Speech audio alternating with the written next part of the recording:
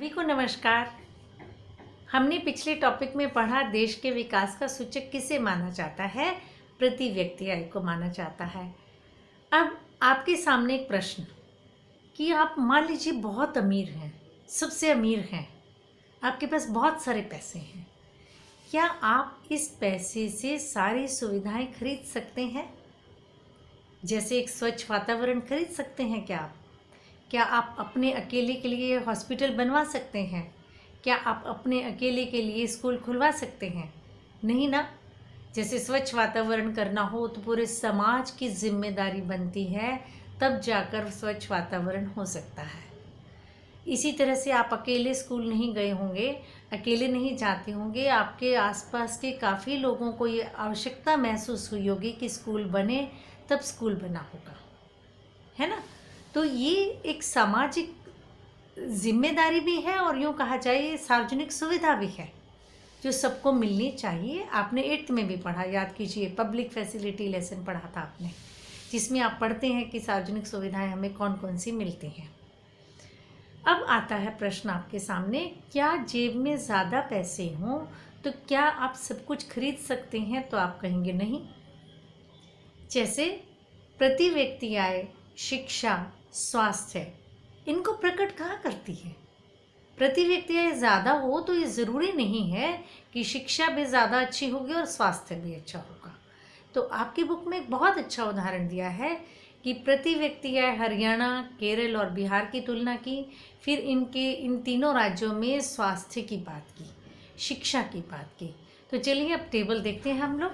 सबसे पहले देखिए, हरियाणा में प्रति व्यक्ति आय कितनी थी? 1,62,034 रुपये। कब? 2015-16 में। केरल में कितनी थी? 1,55,516 रुपये। बिहार में थी 34,168 रुपये। अब इसका मतलब सबसे ज़्यादा प्रति व्यक्ति आय कहाँ की है? इन तीनों में से हरियाणा की, फिर केरल की और फिर बिहार की। अब चलिए हम साक्षरता को भी देख लें, है ना। साक्षरता का मतलब है जो लोग पढ़ सकते हैं, लिख सकते हैं, समझ सकते हैं, उन्हें हम साक्षर कहते हैं, है ना। हाँ, सबसे ज़्यादा साक्षरता बताओ किसकी है? वैसे केरल की ना। ये तो छोटे छोटे बच्चों को भी पता है, केरल की साक्षरता दर भारत में सबसे ज़्यादा है। केरल की साक्षरता दर 2011 के आंकड़ों के अनुसार 94% थी, और हरियाणा की कितनी थी? 82% और बिहार की 62%। अब ध्यान से देखिए, जेब में ज़्यादा पैसे किसके थे? हरियाणा के। प्रति व्यक्ति आय ज़्यादा थी, लेकिन हरियाणा में साक्षरता दर केरल की अपेक्षा कम है। इसी तरह से शिशु मृत्यु दर पे आते हैं। शिशु मृत्यु दर होती क्या है? एक साल में जो बच्चे हैं, जो जन्म हुआ जिन बच्चों का, उनमें से 1000 बच्चों में से औसतन 1 वर्ष की आयु से पहले ही मर जाते हैं। उनको हम शिशु मृत्यु दर नाम से पुकारते हैं। यानी 1000 बच्चों का जन्म हुआ, उसमें से औसतन कितने बच्चे हैं जो 1 साल से कम अगर जिए हैं तो शिशु मृत्यु दर में काउंट होंगे। ठीक है, उनकी मृत्यु 1 वर्ष से पहले हो गई, 1 वर्ष की आयु भी उनकी नहीं हुई थी। तो शिशु मृत्यु दर अगर किसी देश की, किसी जगह की कम है तो इसका मतलब वहाँ स्वास्थ्य अच्छा है ना। सोचो, स्वास्थ्य अच्छा है तभी तो वहाँ की शिशु मृत्यु दर क्या हुई? कम हुई, कम बच्चों की डेथ होती है।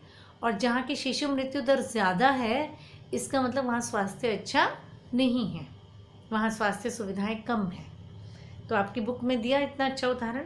हरियाणा में जो 2015-16 में शिशु मृत्यु दर थी 36, केरल में थी 12 और बिहार में थी 42।